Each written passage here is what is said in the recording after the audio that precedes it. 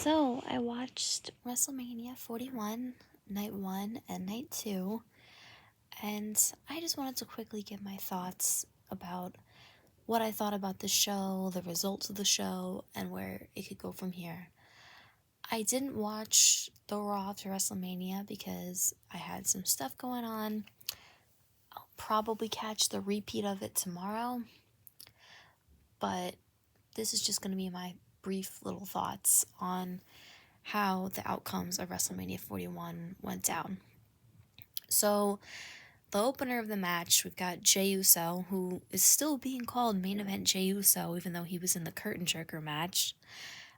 He beat Gunther for the World Heavyweight title. I think we kind of all saw this coming. I think they were expecting this to be more of like a Daniel Bryan type of moment, but I think the energy just wasn't there. I think this is the outcome that most of the fans probably wanted. Hopefully, Jey Uso will be an entertaining enough World Heavyweight Champion. Because I think that title, because it's only 2 years old, that title definitely needs to have some memorable champions behind it. So, good for Jey Uso. I think this was the right outcome to have a big babyface moment. I think this was the right outcome for the match. And then the next match, so the New Day beat the War Raiders for the World Tag Team titles. I don't really care about the tag division that much, honestly. I don't think anyone was really too invested in this storyline.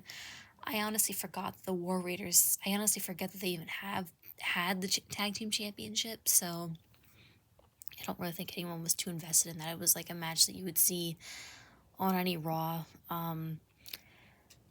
I will get into this later, but the War Raiders came out dressed like the characters from Clash of Clans, and that's a symptom of a larger problem that I will talk about later on in this video. Jade Cargill beat Naomi. This match was not great.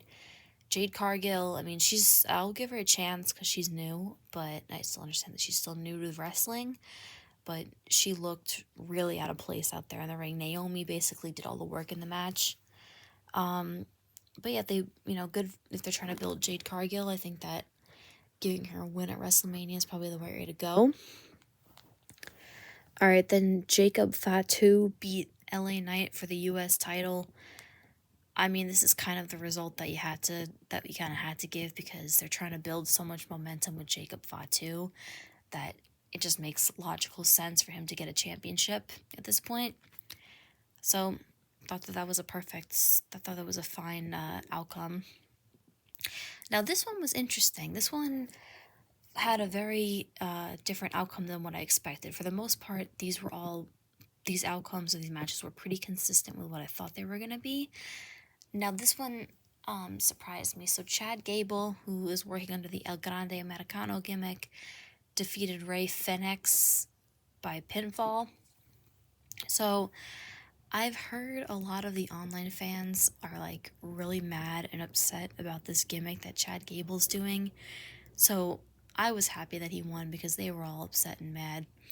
And these modern fans are so sensitive. Like, if this is really what you're getting upset over, then how long have you been watching wrestling? Because if you guys are in tune with like the wrestling fan Twitterverse, I see a lot of people complaining about this, and it's just stupid. These people are so soft. So I was happy he won because all those people were like in crisis mode on Twitter. That was pretty entertaining. Alright, so Tiffany Stratton retained the women's championship in the match with Charlotte. Thank God, because this is another outcome that surprised me. Thank God, because I was full on expecting Tiffany to get buried beyond belief in this matchup, and thankfully she didn't. I think that it's time for someone new to kind of headline the women's division. I think that a lot of the fans have grown very, very tired of Charlotte, and her taking a little pause from kind of being the main face of the women's division has kind of, I think we kind of need someone different. So I think that was a good outcome. And then the main event of night 1, so there was a triple threat match. It was CM Punk, Seth Rollins, and Reigns. Match was very good. I think they kept up the drama of the match throughout. It held my attention. The match was over a half hour long, and it held my attention. I think the ending was a pretty big surprise because I was kind of expecting Heyman to either, teeter between Punk and Roman. He ended up turning on both of them. So, and helped Seth win the match. That was a pretty interesting twist because I really wasn't expecting it. Some people might have thought it was a little too predictable, but I wasn't expecting it personally. I don't really think that Rollins needs Paul Heyman, but like I said, it was definitely an interesting swerve, and I would like to see where it's gonna go. So that was night one, and then night two was the opener of the match was so Io Sky retained the women's world title against Bianca and Rhea Ripley. I don't mind that outcome. I think that Io Sky is pretty good. I'm glad she has she retained her title. I don't really have any complaints about this because Bianca and Rhea have both had their time, so I think that Io was the best winner of the match. All right, the next match, Drew McIntyre beat Damian Priest in a Sin City street fight. I'm happy to see that they're finally doing, giving Drew McIntyre a little bit more credibility because he kind of has been treated like an afterthought for a while. And that's just not fair to him because he kind of carried the company during the pandemic era. So I was happy that he got a WrestleMania win. All right, so then in a fatal four-way for the IC title, Dominic beat Braun Breaker, Finn Balor, and Penta. In my opinion, I think that Braun Breaker probably should have retained because I think that they should continue building him as a potential new face of the company in a few years. But if this leads to him kind of going to pursue world titles later on, I think that's a good way to go.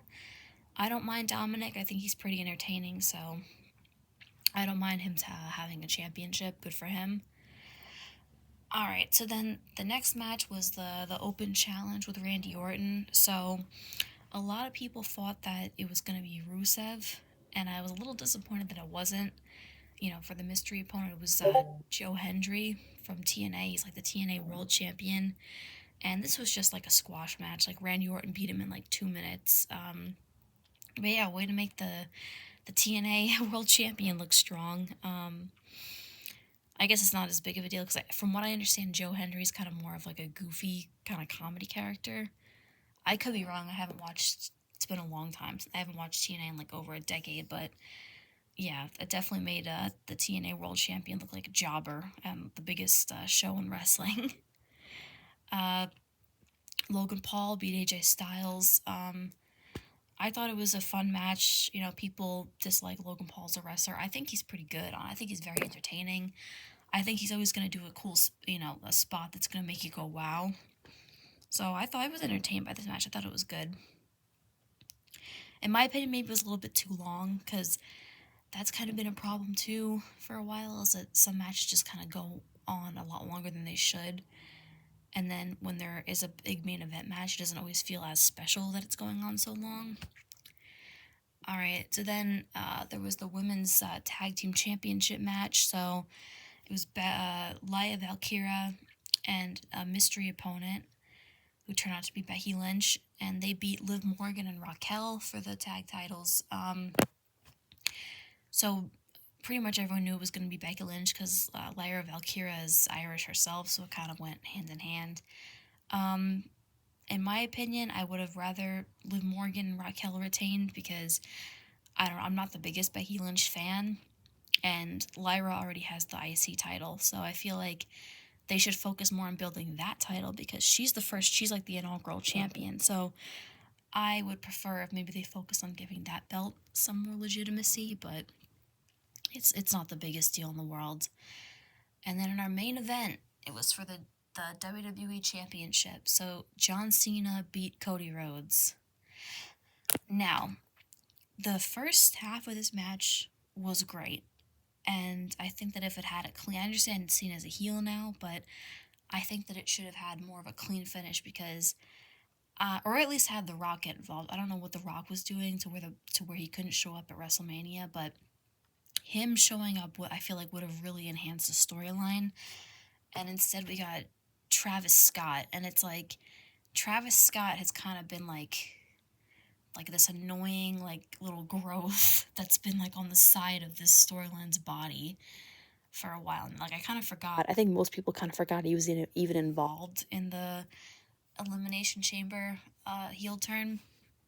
So I mean, John Cena really doesn't need Travis Scott to help him win a wrestling match. I think it would have been better had it been a clean finish. I know people are going to say, oh, Cena's a heel now, he's going to cheat, but still, like, if he was going to cheat, it should have been The Rock doing the interference. I don't think anybody wanted to see Travis Scott. I just get annoyed hearing that stupid Fiend, Fiend, Fiend song that they play to promote, like, every pay-per-view now. It's really fucking annoying.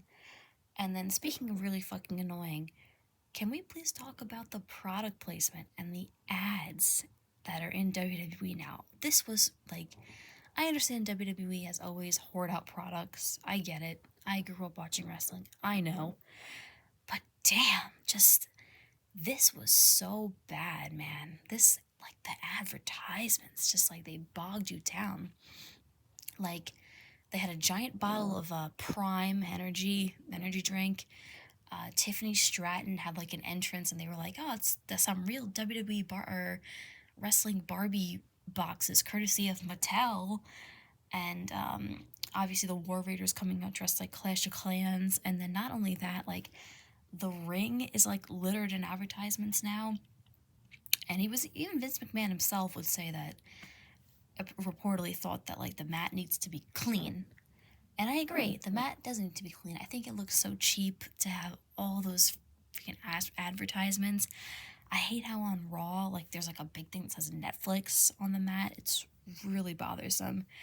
I understand they need to make money, I get it, but like, it cheapens what wrestling is so severely so, in my opinion.